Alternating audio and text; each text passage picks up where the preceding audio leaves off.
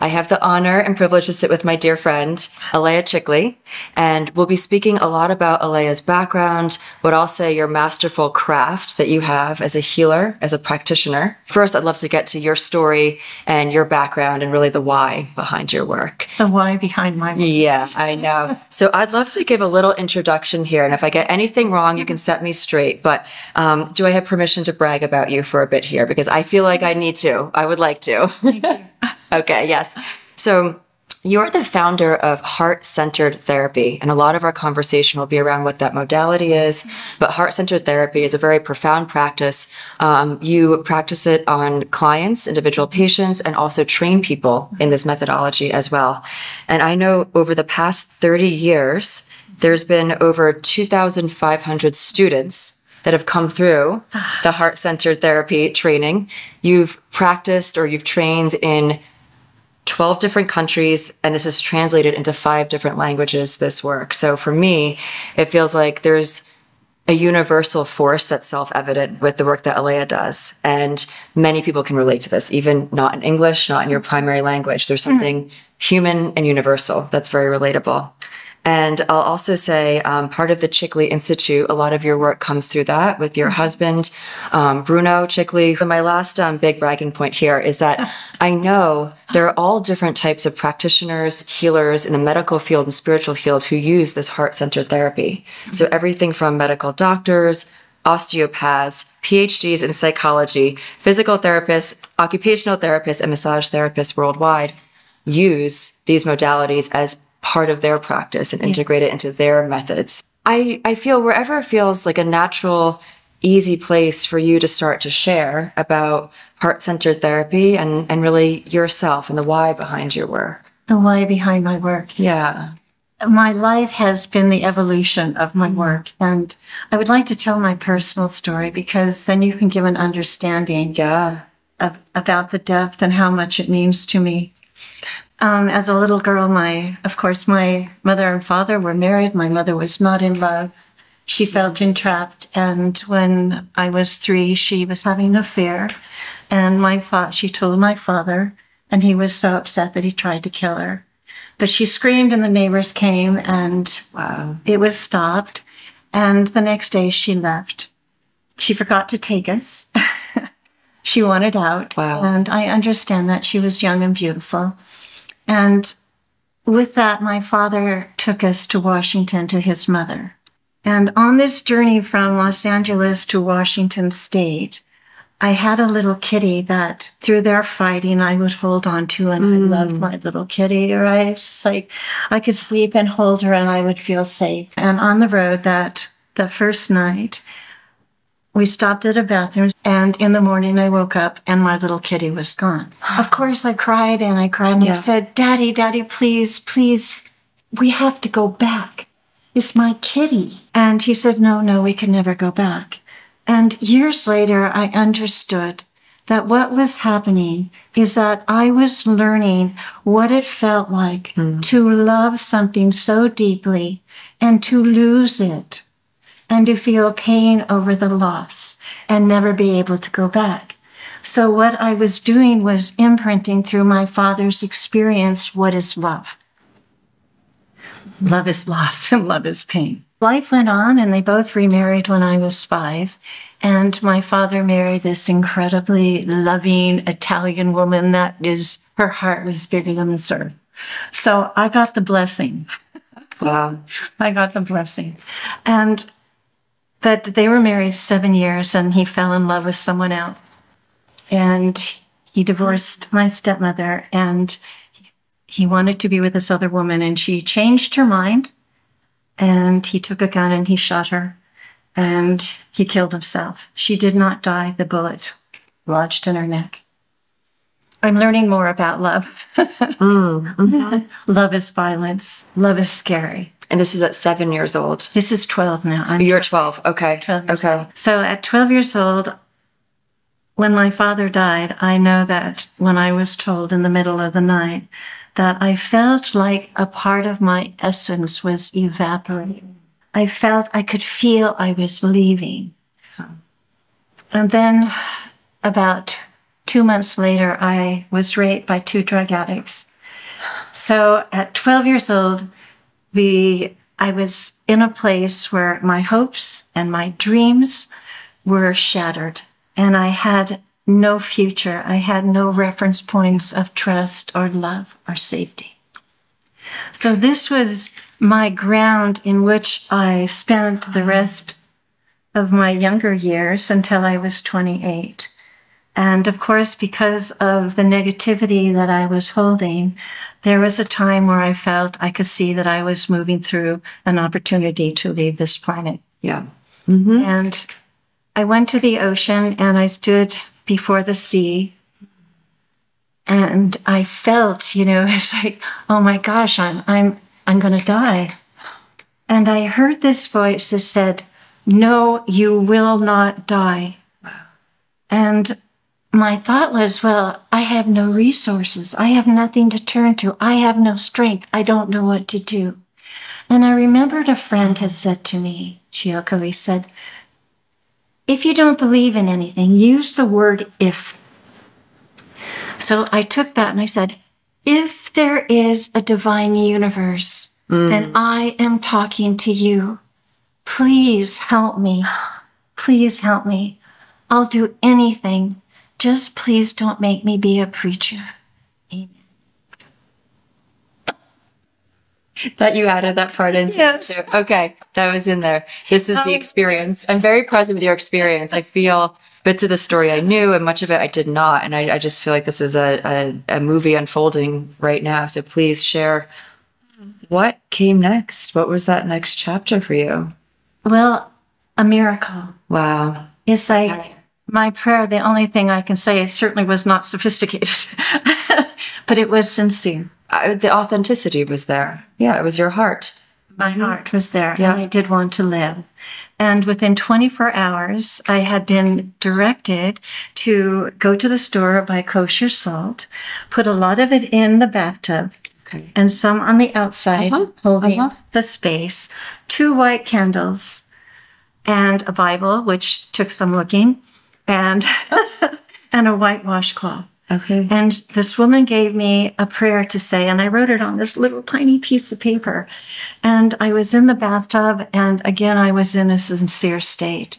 And this prayer was to Jesus. Yes. And I read this prayer, and I was asking for Jesus to support me, to cleanse my body, my mind, and my soul. And I remember the tears and the sincerity and the washing and the hope, that there was hope.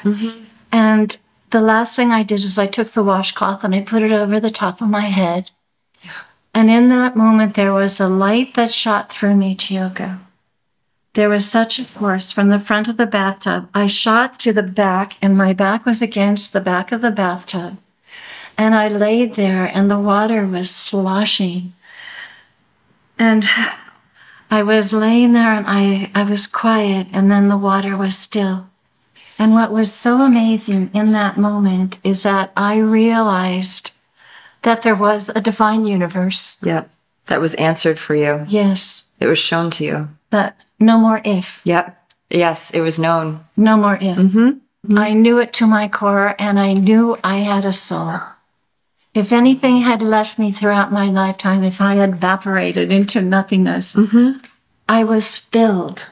I was absolutely filled with light, and I was guided. And what I received as my guidance was turn off the TV, don't listen to music with words, and to start to meditate in order to be able to listen to the guidance. And if I could listen to the guidance, I would be guided to be able to heal myself and to share the healing with others. What I learned was that each one of us, have the resource, and that my heart was the anchor.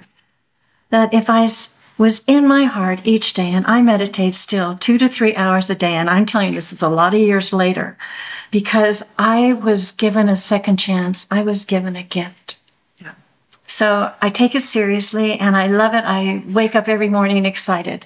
Yeah, she really does. I see her at the farmer's market. I'm like, not in my pajamas, but it's 8 a.m. and the hair is everywhere, and you are just bright-eyed.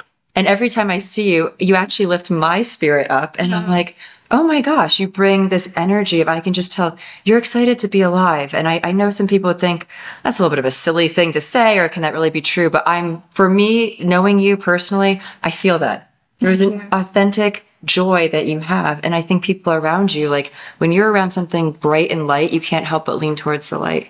And your brightness rubs off on other people. And so I feel that from you. I sincerely care. Yes, you do. You take it seriously. Every person I see is important. So that's a part of our community. And that's what I like to bring as also a part of my gift. And you had that realization. So now this was back in about 28, you said, right? Yes. And did these realizations all happen in that moment, or were you able to integrate some of them and have deeper realizations? Did it take years? I knew by the time I got out of the bathtub, that was my guidance. Okay. And I was very excited. Yeah. Yeah, because what was interesting is that all the friends I had, all the places I visited, disappeared.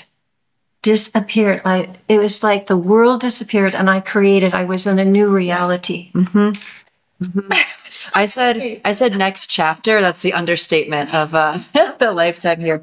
It sounds to me like you were catapulted into a next plane of existence, whatever the words might be, to be, I don't want to say you were an inauthentic self before, but you were just the next version of you. And it was a radically different place energetically than the previous version of you. I just saw things were just dropping from me, right? And I kept learning, and I've noticed how sensitive I was. When you can be sensitive to love or light, it's a lot easier than being sensitive to the pain and this fighting, So my sensitivity was welcome. I met this man, and he said to me, Alaya, would you like to meet your shadow? And I'm a warrior, I'm a spiritual warrior, yeah. And I said, absolutely. And he gave me this session. And in this session, he brought me to a place, Chiyoko, where I saw myself with my foot on a little coffin. It's like a pine little box. Okay. And I had a gun, a machine gun, and I was shooting people. And I couldn't believe that I could witness within myself something that I had always judged and feared about my father. Yeah. And it took me, oh my gosh, it just shattered my heart. So I would say for 3 years, I felt numb. I felt like I just wanted to rock myself and consume myself. Maybe the confronting or the seeing of this shadow. Maybe that was hidden somewhere, so tucked in the dark, locked closet of the subconscious. It was extremely intense. And I asked this man, I said, please help me resolve this. And he said to me, Alaya, I told you I could show you your shadow, but I did not tell you I could fix it. Like, I want a refund. This was not part of the deal. You're just going to leave you hanging. I met a friend, and we started to travel, and I learned how to make jewelry, feather jewelry, and crystals. And it was like a healing for me. And we went to Thailand. Ended up in Thailand, and we're in the land of Buddha. And I really turned, I said, please, Buddha, please help me. I said, I just can't bear this pain. Yeah. And we joined a motorcycle trek, and we were traveling with some incredible people, and we were going to a temple. And I knew that at this temple, this was the answer to my prayer. And once we arrived at this temple, I jumped off the back of the motorcycle and I ran ahead of everyone, and there was Anatta. And he was standing here. He was the temple master. Okay. And he waved to me. He said, hello, hello, come have tea with me. And then he saw the entourage, said, and bring your friends too. Reluctantly, yes. So he told me that he knew my soul. Wow. That he wanted to help me. And he would give me a place to stay and take care of all my needs. And he did. Wow. Anatta became this teacher, kind of this Sounds like an incubation almost of transformation. Yes, he gave me a place to be. And he held space for me, I know. Wow. Totally held space for me in this resolution of what I needed to do. Right. It's beautiful, huh? Wow. Well, of course, I was already meditating. I went from 3 to 4 hours at the very beginning. And by the time, after 6 weeks, I was up to 7, 8 hours a day meditating. Okay. This was not about bliss. This was about going inside and facing whatever it was that I needed to face. So there was a time in the cave when I was meditating, and there was an image. I was brave enough to re-look at that image of me with the gun. With a gun, shooting people that were moving towards me. And I stood before this young woman, and I looked into her eyes. This was so big because I looked into her eyes and I saw her fear. I saw her purity. And I saw her confusion. And I was there for her. And I stood until there was a deep connection and understanding. And she came and she just melted into my arms. Wow. And then I feel like that was the piece that was missing.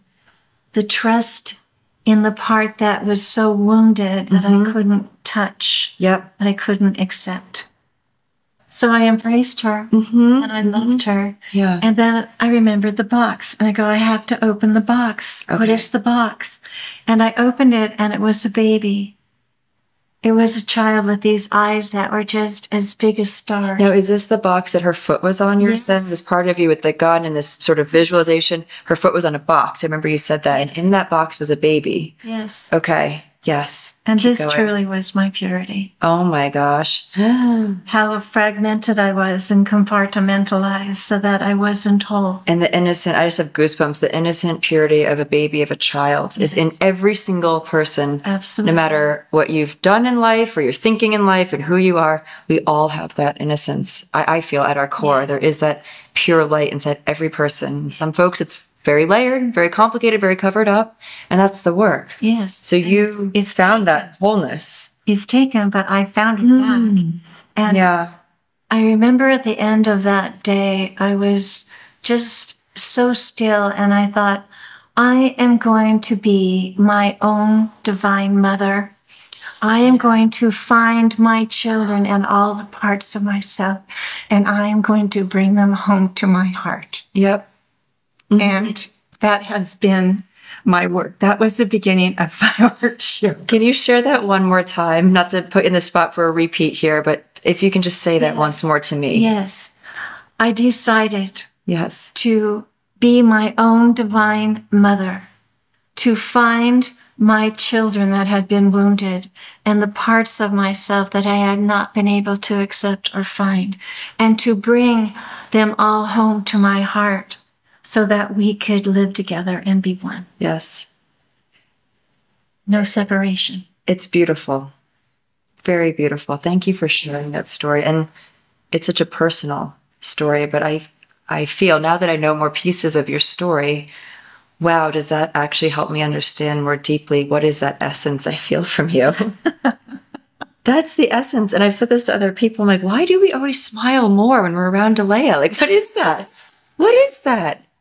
And I feel, and I'm just very loose with the language here, right? Some people might not identify with these words, but I feel like we all can be the support or the mothering, you know, the home. We can all be home for each other. I mean, we are all one. That's really at its essence, having individual experiences, it feels like, but there is this oneness. And perhaps the way I would say I feel is like you ignite that, the unity, the remembering of the unity. That's what it is, the remembering that it is all united, and you can help people remember that love that they have in themselves. Yes. And help them nurture that.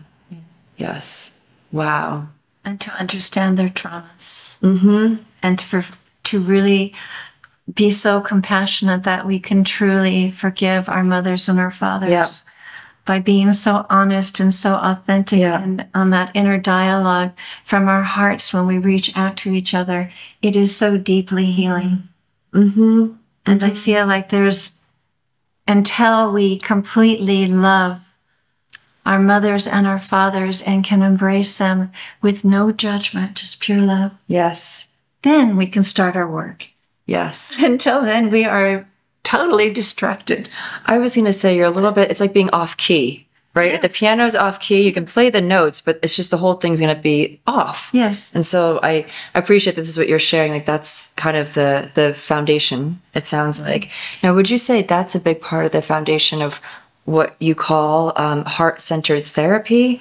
Or is this just part of like your universal philosophy? Like, or can you even separate, like, what is heart-centered therapy? Well, I could share with you. Yes.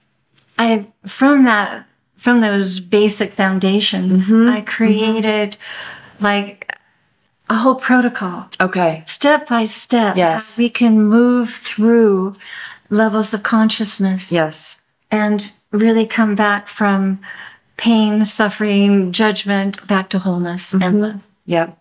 And I know I've heard you say, and also on the website, I've read this too, and it makes a lot of sense. When we connect more deeply to the wisdom of our hearts, we're able to raise consciousness. And that's the essence. Yes. Right there. And so if you would like to, I'd love to share more about what are some of these things that we can do to connect to that wisdom.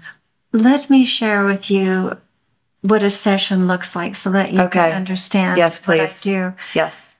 I like to tell this story about a woman. Her name is Annie, and she had cancer, a melanoma.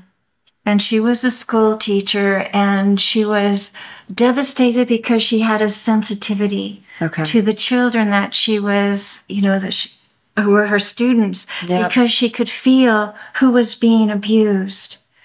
And it was really troubling her, and she was so stressed. Yeah. And her older son wanted to go in the military, and our younger son was on drugs. And she was, she was at the limit of what she could take. And then she gets news she has cancer. So that's an important foundation, and all those factors are a part of the disease.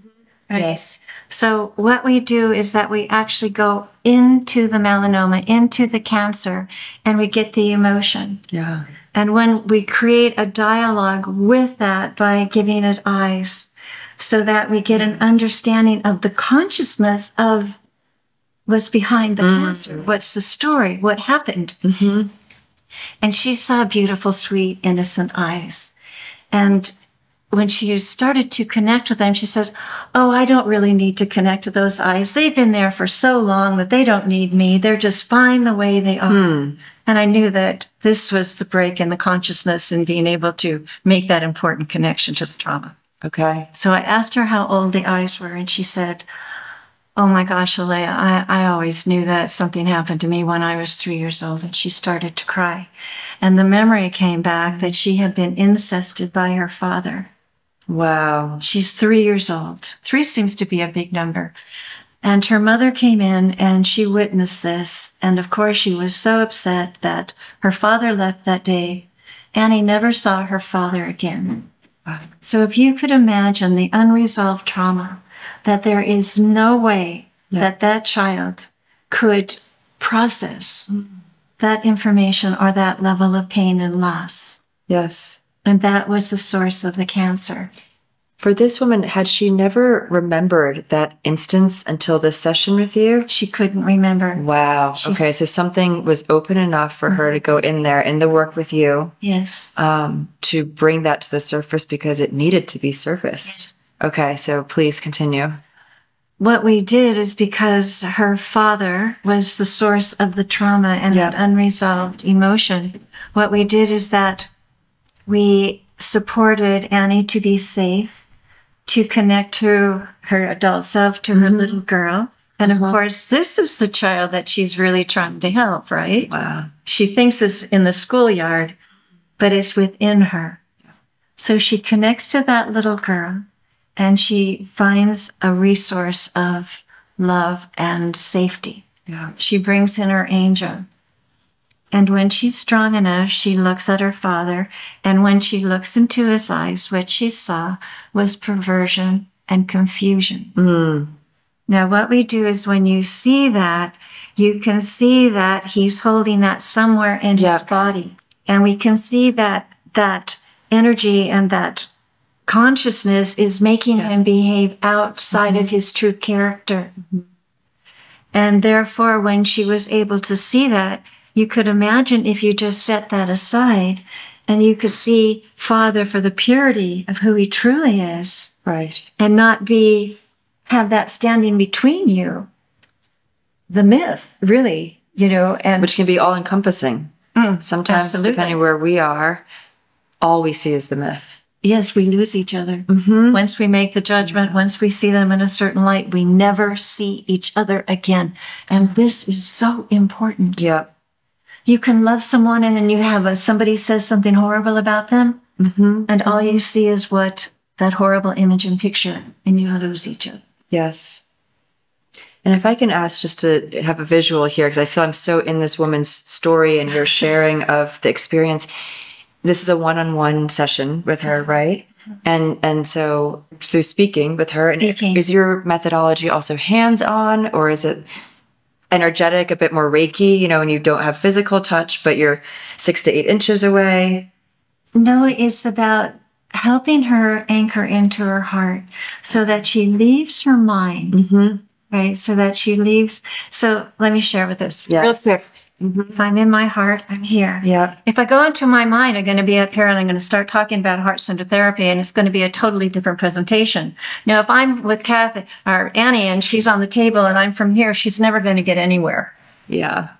Wow. I feel like a whole different person just came out for the interview. I'm so glad the other one was here the whole time. Isn't that amazing? Yeah. And I'm the same way. I need to have this experience because I very much, it's still an edge for me to go into the mind and the mind. Your nervous system. Yeah. Well, I'm thankful because it's actually helping me reflect and imagine people watching this video. We all know this. Who is the persona? Who is the performance for? What's the costume? What's the attitude? What's the expectation that we think that we need to meet to speak in a certain way? And that's not the easefulness. Yeah. It's everywhere. And so you're having her drop all of that. Yes. Drop everything I just described, and what's left, it's like, oh, that's the innocence and the purity of soul. And that's the deepness, the softness, the breath changes, the mind rests. The mind rests, and the heart takes over. The heart becomes the guide and the navigator. Yeah, yeah.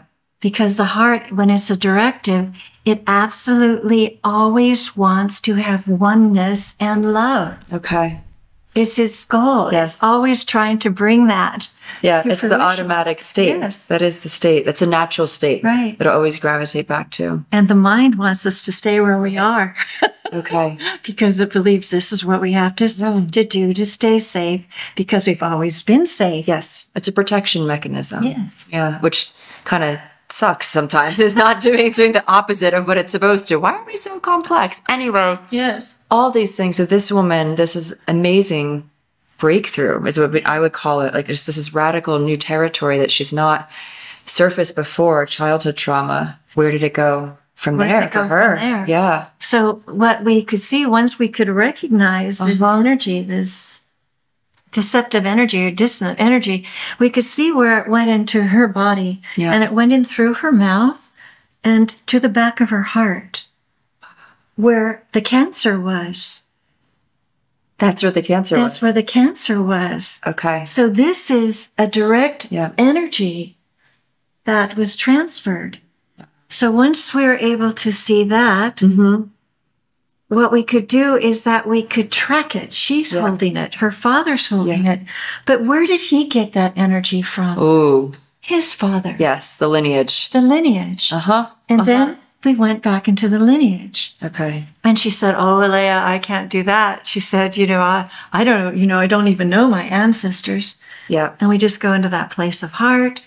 We go into that place of trust. And the visuals start to come. And she said, oh, Alaya, I see a horse. I see a horse. Oh, there's many horses. It's an army. Yes. So her ancestor was in an army. He goes into a village with this army, rapes, pillages, and burns. So if you could imagine the suffering of the ones in the village, how what they had to witness, right? Yet at the same time, the men in this army were also holding the experience, and it's not acceptable to their soul.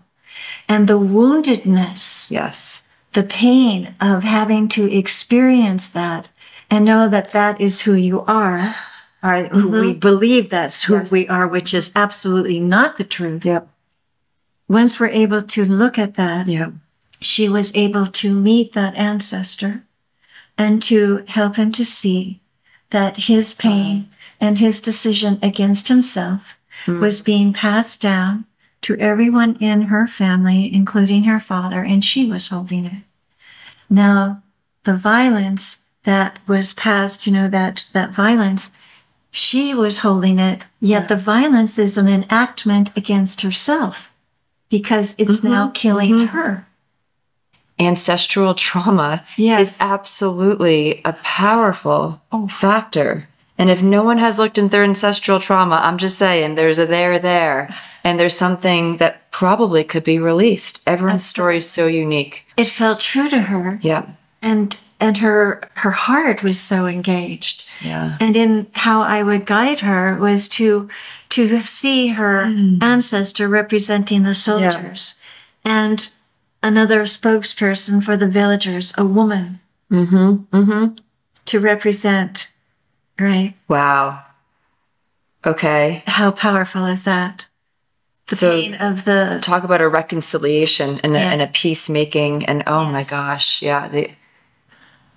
because it is not for us to hold the responsibility or guilt or shame of our ancestors' actions, but there is something there that we can help clear. And come back to that place of love and compassion. It's so powerful, isn't it? So in this meeting, when this soldier and this woman met, they were able to apologize, to acknowledge the pain that the villagers suffered. And the villagers were able to acknowledge the pain that this was not something that they chose to do, that this was something that they were enrolled and forced to do. And in that, there was a great release, and it was so beautiful because all the soldiers put down their weapons and wept. And then the villagers supported them and held them. So it was this incredible, deep union of love. And forgiveness.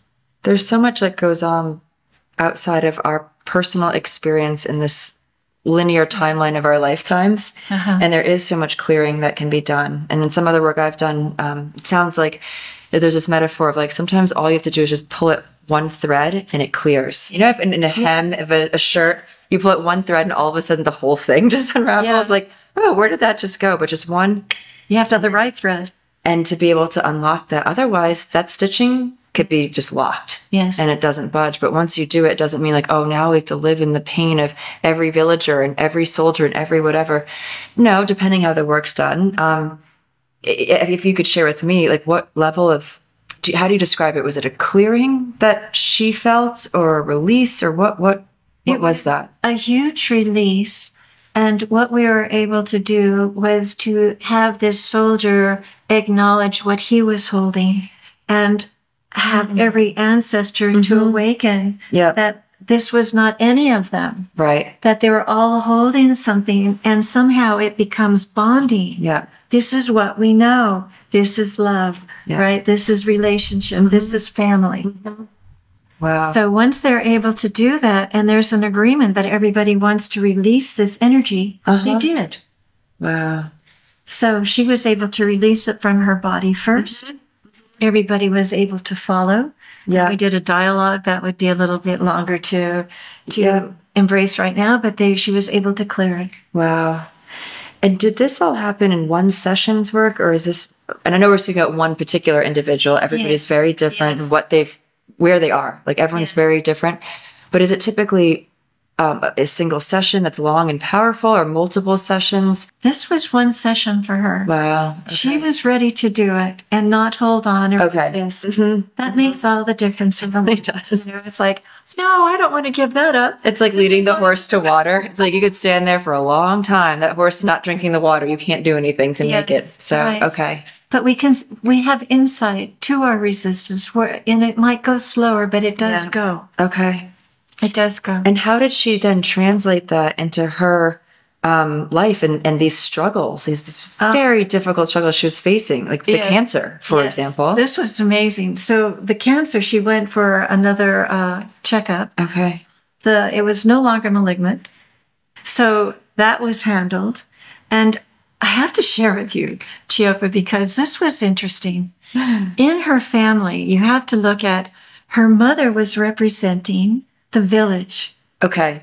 And the mother witnessed the violation as the mothers in the village witnessed. Yes, yes. So, and the father was representing the warriors, the soldiers. Okay. So now it's in her house. Yeah. She's been violated by the soldier.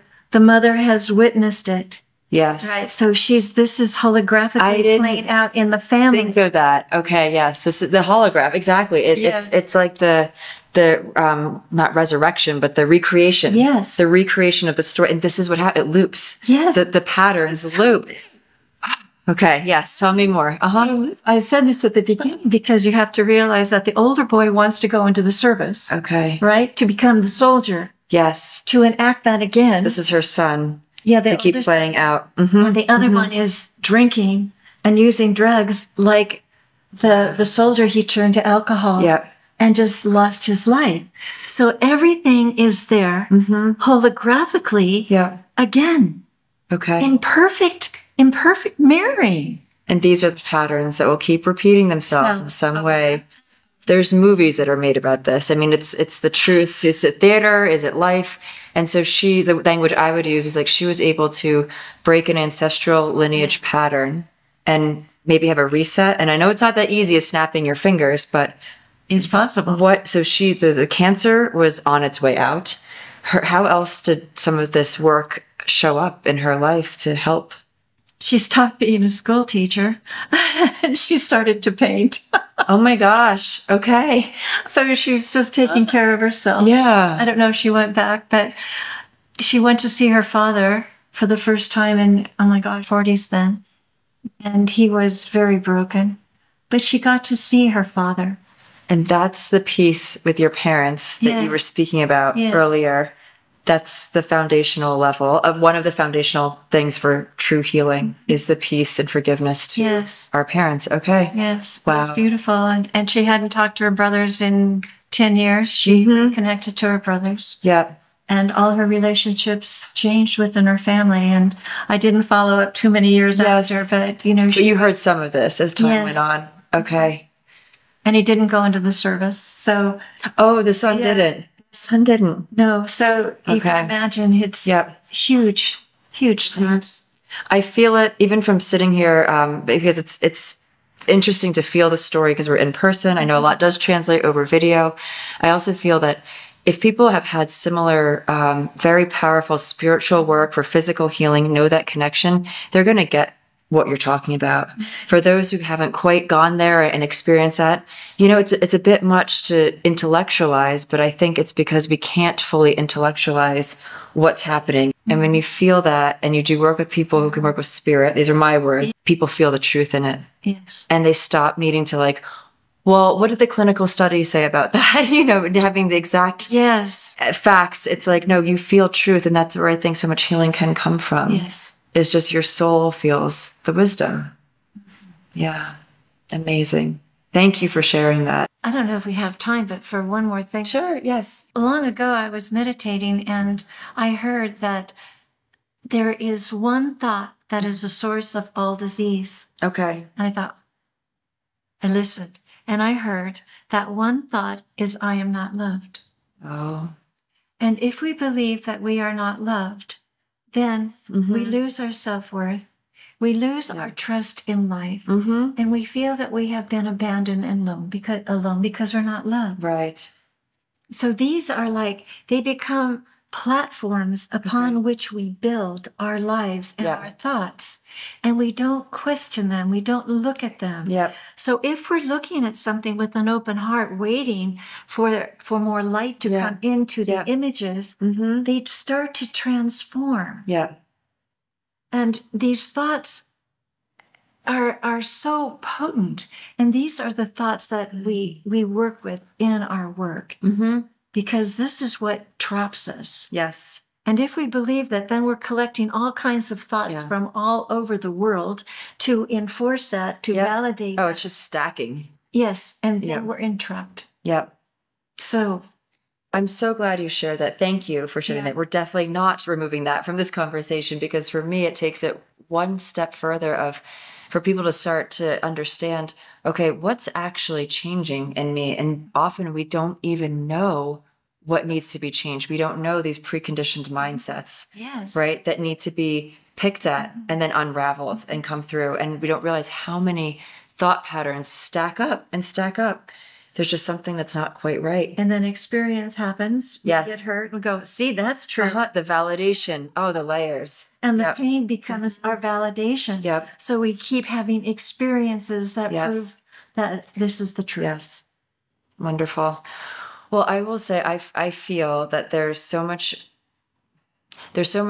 depth to this work. Thank you so much for the time. This has been beautiful. And I don't want to wrap up too quickly without at least offer you an opportunity. If you feel like there's anything else that you would like to share that's on your mind or heart related to your work, Vilcabamba, the retreat, and sometimes I tease up asking folks, if you had one message to broadcast to the entire world, what would that message be? I feel like I know what that might be from our conversation, but... Oh, my goodness. I was asking myself that question this morning, and what I would say and what I hold is that know that you are the holder of your own truth.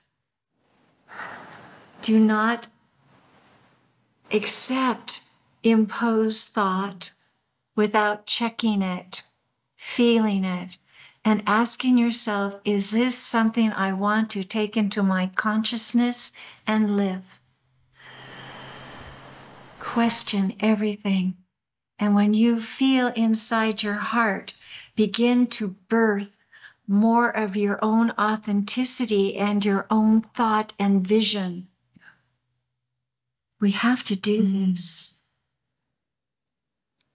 It has to be birthed from inside of us, because what is coming towards us, what is directed at us, is something that I stand and watch. Thank you for that. Such words of wisdom, Alaya. I appreciate you so much. Thank you. So much fun. All of our conversations. This was absolutely no exception. I learned so much. Adios, everyone. Ciao for now.